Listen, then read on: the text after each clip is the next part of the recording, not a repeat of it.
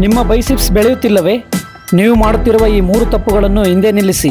Hi hello viewers, welcome back to our YouTube channel. ವೀಕ್ಷಕರೇ, ಈ ದಿನ ಸಂಚಿಕೆಯಲ್ಲಿ ಜಿಮ್ಗೆ ಹೋಗಿ ಬೈಸಿಪ್ಸ್ ವರ್ಕೌಟ್ ಮಾಡುವವರಿಗೆ ತಮ್ಮ ಬೈಸಿಪ್ಸ್ಗಳನ್ನು ದೊಡ್ಡದಾಗಿ ಯಾವ ರೀತಿ ಮಾಡಿಕೊಳ್ಳಬಹುದು ಎಂಬುದರ ಬಗ್ಗೆ, ವರ್ಕೌಟ್ ಮಾಡುವುದರ ಮೂಲಕ ನಿಮಗೆ ಸೈಂಟಿಫಿಕ್ ಆಗಿ ಪಿನ್ ಟು ಪಿನ್ ಮಾಹಿತಿ ಕೊಡ್ತೀವಿ. ಹಾಗೇನೆ ಯಾವ ಫುಡ್ ಅನ್ನು ತಿಂದ್ರೆ ನಿಮ್ಮ ಬೈಸಿಪ್ಸ್ ರೈಸ್ ಆಗುತ್ತೆ ಅನ್ನೋದ್ರ ಬಗ್ಗೆನೂ ಕೂಡ ಮಾಹಿತಿ ಇರುತ್ತೆ. ಆದ್ದರಿಂದ ಮಿಸ್ ಮಾಡದೆ ವಿಡಿಯೋವನ್ನು ಕೊನೆವರೆಗೂ ನೋಡಿ.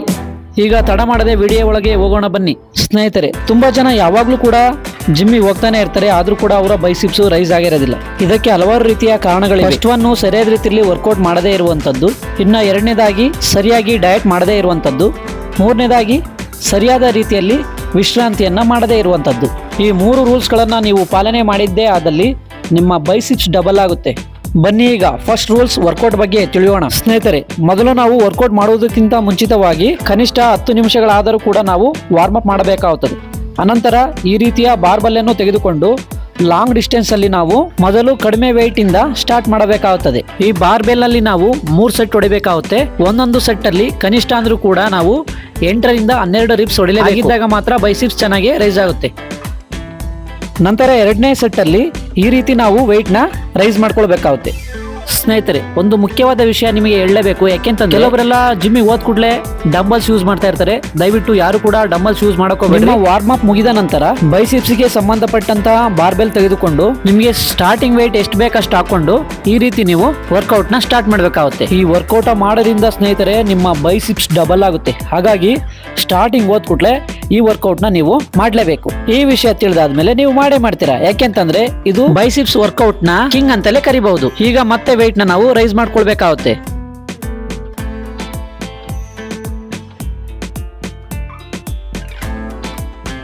ಪುನಃ ಮತ್ತೆ ನಾವು ಲಾಂಗ್ ಡಿಸ್ಟೆನ್ಸ್ ಅಲ್ಲಿ ಬಾರ್ಬೆಲ್ ನ ನಾವು ಇಟ್ಕೊಂಡ್ಬಿಟ್ಟು weight ನ ನಿಧಾನವಾಗಿ ನಾವು ಎತ್ತಬೇಕಾಗುತ್ತೆ.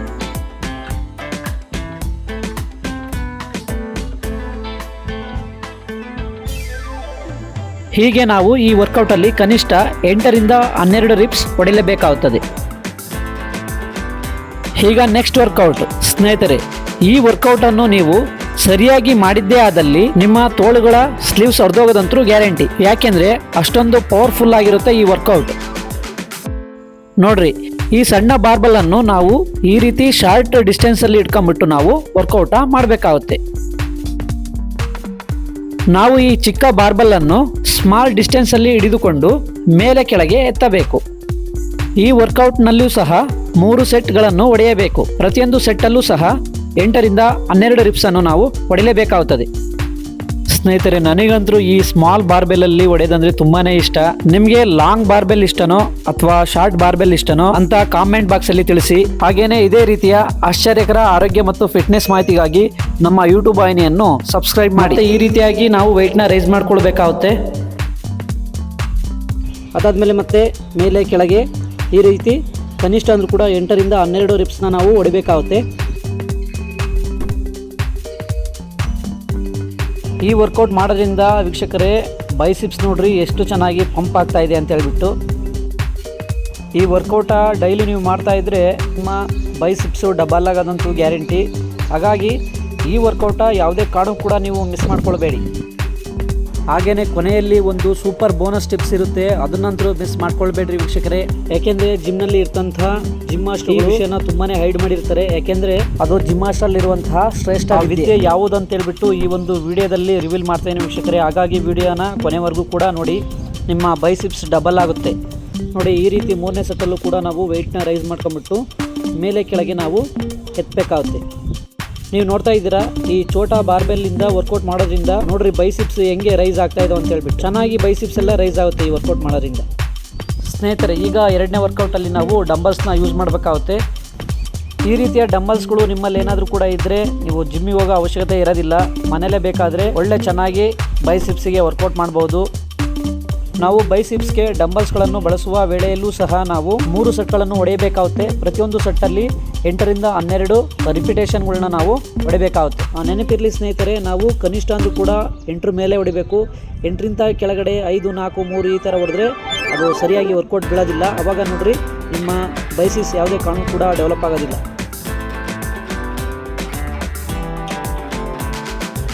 ಈಗ next workout dumbbells hammer style workout. Friends, ಈ ವರ್ಕೌಟ್ ಅಂತೂ ಚಿಂದಿ ಹೆಂಗೆ ಇರುತ್ತೆ ಅಂತಂದರೆ, ಈ ವರ್ಕೌಟು ನಿಮ್ಮ ಮಸಲ್ಸ್ನ ಸಖತ್ತು ಡೆವಲಪ್ ಮಾಡುತ್ತೆ. ಬೈಸಿಪ್ಸು ಡಬಲ್ ಆಗೋಂಥ ಚಾನ್ಸಸ್ಸು ತುಂಬಾ ಇರುತ್ತೆ. ಹಾಗಾಗಿ ಈ ವರ್ಕೌಟ್ ಯಾವುದೇ ಕಾರಣವೂ ಕೂಡ ನೀವು ಜಿಮ್ಮಿಗೆ ಹೋದಾಗ ಅಥವಾ ಮನೇಲಿದ್ದಾಗ ಮಿಸ್ ಮಾಡಬೇಡಿ. ಅಷ್ಟು ಅದ್ಭುತವಾದ ವರ್ಕೌಟ್ ಇದೆ. ಹಾಗಾಗಿ ಮಿಸ್ ಮಾಡದೆ ವಾರದಲ್ಲಿ 2 ದಿನ ಪ್ರಾಕ್ಟೀಸ್ ಮಾಡಿ. 100ಕ್ಕೆ 100ರಷ್ಟು ನಿಮ್ಮ ಬೈಸಿಪ್ಸ್ ಡಬಲ್ ಆಗುತ್ತದೆ. ನೆಕ್ಸ್ಟ್ ಹ್ಯಾಮರ್ ಸ್ಟೈಲ್ ಡಂಬಲ್ಸ್ನಲ್ಲಿ ನಾವು ವೆಯ್ಟ್ನ ರೈಸ್ ಮಾಡಬೇಕಾಗುತ್ತೆ. ನಿಮಗೆ ಸಾಧ್ಯ ಆದಷ್ಟು ವೆಯ್ಟ್ ಮಾತ್ರ ರೈಸ್ ಮಾಡ್ಕೊಂಡು ವರ್ಕೌಟ್ ಮಾಡಿ. ಈಗ ನಾವು ಈ ಥರ ವೆಯ್ಟು ಜಾಸ್ತಿ ರೈಸ್ ಮಾಡ್ಕೊಂಡು ಹೊಡಿತಿದ್ದೀವಿ ಅಂತಂದರೆ ಅದು ನಮಗೆ ಪ್ರಾಕ್ಟೀಸ್ ಇರುತ್ತೆ. ಹಾಗಾಗಿ ನೀವು ಕಡಿಮೆ ಪ್ರಮಾಣದಲ್ಲಿ ವೆಯ್ಟ್ನ ರೈಸ್ ಮಾಡಿ ಹೊಡೆಯೋದು ತುಂಬಾ ಒಳ್ಳೆಯದು. ಈಗ ನೋಡಿರಿ, ಕೆಲವರಿಗೆ ಜಾಸ್ತಿ ವೆಯ್ಟ್ ಹೊಡೆದ್ರೆ ಚೆನ್ನಾಗಿ ಬೈಸಿಪ್ಸು ಬರುತ್ತೆ ಅಂತ ಹೇಳ್ಬಿಟ್ಟು ಒಂದು ಮೂಢನಂಬಿಕೆ ಇದೆ. ಯಾರು ಕೂಡ ಆ ರೀತಿ ಜಾಸ್ತಿ ಹೊಡೆಯೋಕೆ ಹೋಗ್ಬೇಡ್ರಿ. ನಿಮಗೆ ಎಷ್ಟು ವೆಯ್ಟ್ ಹೊಡೆಯಲಿಕ್ಕೆ ಸಾಧ್ಯ ಆಗುತ್ತೋ ಅಷ್ಟು ಮಾತ್ರ ವೆಯ್ಟ್ ಹೊಡೀರಿ.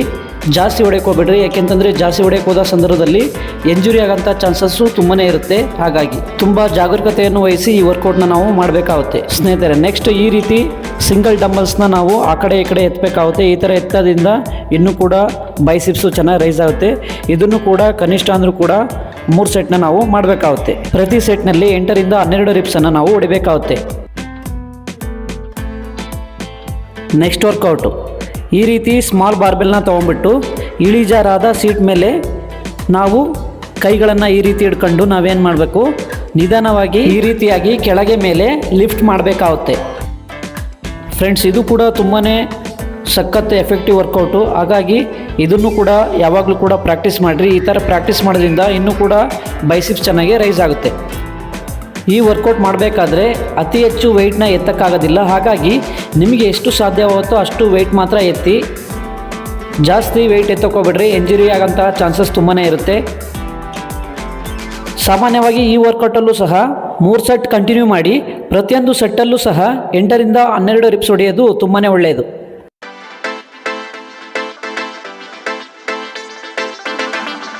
ಇನ್ನು ನೆಕ್ಸ್ಟ್ ವರ್ಕೌಟು ಈ ರೀತಿ ಇಳಿಜಾರಾದ ಸೀಟ್ ಮೇಲೆ ಕುಳಿತುಕೊಂಡು ನಾವು ಡಂಬಲ್ಸನ್ನು ಹಿಡ್ಕೊಂಡ್ಬಿಟ್ಟು ಈ ರೀತಿ ವರ್ಕೌಟ್ ಮಾಡಬೇಕಾಗುತ್ತೆ. ಇದು ಕೂಡ ತುಂಬಾ ಚೆನ್ನಾಗಿ ಬೈಸಿಪ್ಸ್ ರೈಸ್ ಮಾಡುವಂತಹ ಎಕ್ಸಸೈಸು.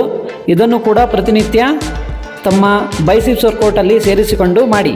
ಆಗ ನಿಮ್ಮ ಬೈಸಿಪ್ಸ್ ಇನ್ನೂ ಕೂಡ ಚೆನ್ನಾಗಿ ರೈಸ್ ಆಗುತ್ತೆ.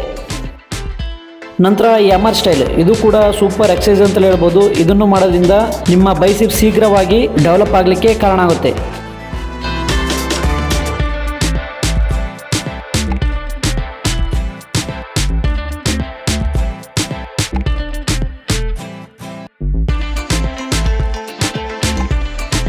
ನಾನು ಹೇಳಿಕೊಟ್ಟಂಥ ಈ ವರ್ಕೌಟ್ಗಳನ್ನು ಕನಿಷ್ಠ 3 ತಿಂಗಳಾದರೂ ಮಾಡಿ. ಆವಾಗ ನೋಡಿ ನಿಮ್ಮ ಬೈಸಿಪ್ಸ್ ಖಂಡಿತವಾಗ್ಲೂ ಕೂಡ ಡಬಲ್ ಆಗುತ್ತೆ.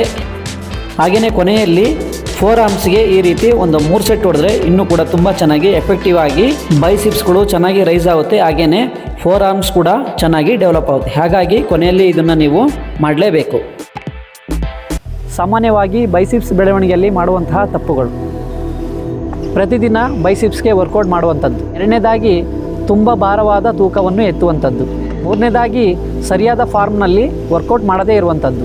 4ನೇದಾಗಿ ಸಾಕಷ್ಟು ಪ್ರಮಾಣದಲ್ಲಿ ಪ್ರೋಟೀನ್ ಸೇವನೆ ಮಾಡದೇ ಇರುವಂಥದ್ದು. 5ನೇದಾಗಿ ವರ್ಕೌಟ್ ಮಾಡಿದ ನಂತರ ಸರಿಯಾದ ರೀತಿಯಲ್ಲಿ ಅವರು ನಿದ್ದೆ ಮಾಡದೇ ಇರುವಂಥದ್ದು. ಸ್ನೇಹಿತರೆ, ನಾನು ಹೇಳಿದಂತಹ ಈ 5 ಕಾರಣಗಳಿಂದ ನಿಮ್ಮ ಬೈಸಿಪ್ಸ್ ಡೆವಲಪ್ ಆಗ್ತಾ ಇರಲ್ಲ ಸ್ನೇಹಿತರೆ. ಹಾಗಾಗಿ ನೀವು ಜಿಮ್ಮಿಗೆ ಹೋದಾಗ ಯಾವಾಗಲೂ ಕೂಡ ಬೈಸಿಪ್ಸ್ಗೆ ವರ್ಕೌಟ್ ಮಾಡ್ತಾ ಇರಬೇಡ್ರಿ. ಫಸ್ಟೇ ನೀವು ಹೋದಾಗ ಜಿಮ್ಮಿಗೆ ಏನಂತಂದರೆ ಚೆಸ್ಟಿಗೆ ವರ್ಕೌಟ್ ಮಾಡಬೇಕು. ಸೆಕೆಂಡ್ ಡೇ ನೀವು ಬ್ಯಾಕಿ ವರ್ಕೌಟ್ ಮಾಡಬೇಕು. ಅನಂತರ ಬೈಸಿಪ್ಸಿಗೆ, ಅನಂತರ ಟ್ರೈಸಿಪ್ಸಿಗೆ, ಅನಂತರ ಲೆಗ್ಗಿಗೆ, ಅನಂತರ ಶೋಲ್ಡ್ರಿಗೆ. ಈ ರೀತಿ ವರ್ಕೌಟ್ ಮಾಡೋದ್ರಿಂದ ಪ್ರತಿದಿನ ಪ್ರತಿಯೊಂದು ಅಂಗಾಂಗಗಳು ಕೂಡ ಚೆನ್ನಾಗಿ ಬೆಳವಣಿಗೆ ಆಗುತ್ತೆ. ಹಾಗೆಯೇ ರೆಸ್ಟ್ ಕೂಡ ಸಿಗುತ್ತೆ. ನಾವೇನಾದರೂ ಕೂಡ ಒಂದೇ ವರ್ಕೌಟ್ನ ಅತಿ ಹೆಚ್ಚು ಭಾರವಾಗಿ ಹೊಡೆಯೋದ್ರಿಂದ ಏನಾಗುತ್ತೆ ಅಂತಂದರೆ ಮಸಲ್ಸು ಡೆವಲಪ್ ಆಗೋದಿಲ್ಲ. ಸ್ನೇಹಿತರೆ, ಬೈಸಿಪ್ಸ್ ಬೆಳವಣಿಗೆ ನಾವು ತಿನ್ನಬೇಕಾದಂಥ ಆಹಾರ ಪದಾರ್ಥಗಳು. ನಾವು ನೋಡ್ರಿ, ಬೈಸಿಪ್ಸು ಚೆನ್ನಾಗಿ ಬೆಳವಣಿಗೆ ಆಗ್ಬೇಕಂತಂದರೆ ನಾವು ಬೆಳಗ್ಗೆ, ಮಧ್ಯಾಹ್ನ ಹಾಗೆಯೇ ರಾತ್ರಿ ಚೆನ್ನಾಗಿ ನಾವು ಊಟ ಮಾಡಬೇಕಾಗುತ್ತೆ. ಬೆಳಗ್ಗೆ ತಿನ್ನಬೇಕಾದಂತಹ ಆಹಾರ ಪದಾರ್ಥಗಳು: ಫಸ್ಟ್ 4 ಮೊಟ್ಟೆಗಳು, 2 ಬಾಳೆಹಣ್ಣು, ಹಾಗೆಯೇ 1/4 ಲೀಟ್ರು ಹಾಲನ್ನ ನಾವು ಬೆಳಗ್ಗೆ ಹೊತ್ತು ಸೇವನೆ ಮಾಡಬೇಕಾಗುತ್ತೆ. ಮಧ್ಯಾಹ್ನ ವೇಳೆಯಲ್ಲಿ ತಿನ್ನಬೇಕಾದಂಥ ಆಹಾರ ಪದಾರ್ಥಗಳು: ರೈಸ್ ಅಥವಾ ಮುದ್ದೆ, ಅದರ ಜೊತೆಯಲ್ಲಿ ಚಿಕನ್ ಆಗಿರ್ಬೋದು, ಫಿಶ್ ಆಗಿರ್ಬೋದು, ಹಾಗೆಯೇ ತರಕಾರಿಗಳನ್ನ ನಾವು ಕಂಪಲ್ಸರಿ ತಿನ್ನಲೇಬೇಕಾಗುತ್ತೆ. ಅದಾಗಿ ಊಟ ಆದ ಅರ್ಧ ಗಂಟೆಯ ನಂತರವಾಗಿ ನಾವು ಬಾಳೆಹಣ್ಣು ಆಗಿರ್ಬೋದು, ಕಿತ್ತಳೆಹಣ್ಣು ಆಗಿರ್ಬೋದು, ಆಪಲ್ ಆಗಿರ್ಬೋದು, ಇವುಗಳನ್ನ ನಾವು ಸೇವನೆ ಮಾಡೋದ್ರಿಂದ ಇನ್ನೂ ಕೂಡ ಹೆಚ್ಚಿನ ರೀತಿಯಲ್ಲಿ ಪೋಷಕಾಂಶ ಸಿಗುತ್ತೆ. ಆನಂತರ ಬೈಸಿಪ್ಸು ಡೆವಲಪ್ ಆಗಲಿಕ್ಕೆ ಇನ್ನೂ ಕೂಡ ತುಂಬಾ ಸಹಾಯ ಆಗುತ್ತೆ. ಇನ್ನು ರಾತ್ರಿ ವೇಳೆಯಲ್ಲಿ ಸೇವನೆ ಮಾಡಬೇಕಾದಂಥ ಆಹಾರ ಪದಾರ್ಥಗಳು: ರೈಸ್ ಆಗಿರ್ಬೋದು, ರೊಟ್ಟೆ ಆಗಿರ್ಬೋದು, ರಾಗಿ ಮುದ್ದೆ ಆಗಿರ್ಬೋದು, ಹಾಗೆಯೇ ಅದರ ಜೊತೆಯಲ್ಲಿ ಚಿಕನ್ ಮತ್ತು ಫಿಶ್ಶು ಇಲ್ಲಾಂದರೆ ಒಂದೆರಡು ಮೊಟ್ಟೆನ ಸೇವನೆ ಮಾಡೋದ್ರಿಂದ ಇನ್ನೂ ಕೂಡ ನಮ್ಮ ಬೈಸಿಪ್ಸ್ ಚೆನ್ನಾಗಿ ಡೆವಲಪ್ ಆಗುತ್ತೆ. ಸ್ನೇಹಿತರೆ, ಕೊನೆಯದಾಗಿ ನಿಮಗೊಂದು ಬೋನಸ್ ಟಿಪ್ಸ್. ನೀವು ಜಿಮ್ಗೆ ಹೋಗಿ ಗಂಟೆಗಟ್ಟಲೆ ವರ್ಕೌಟ್ ಮಾಡಿದರೆ ಬೈಸಿಪ್ಸ್ ಬೆಳವಣಿಗೆ ಆಗೋದಿಲ್ಲ. ಸರಿಯಾದ ಡಯಟ್, ವರ್ಕೌಟ್ ಮತ್ತು ವಿಶ್ರಾಂತಿ ಮಾಡಿದರೆ ಮಾತ್ರ ನಿಮ್ಮ ಬೈಸಿಪ್ಸ್ ಮಾನ್ಸ್ಟರ್ ತನ ಬೆಳವಣಿಗೆ ಆಗಲಿಕ್ಕೆ ಸಾಧ್ಯ ಆಗುತ್ತೆ.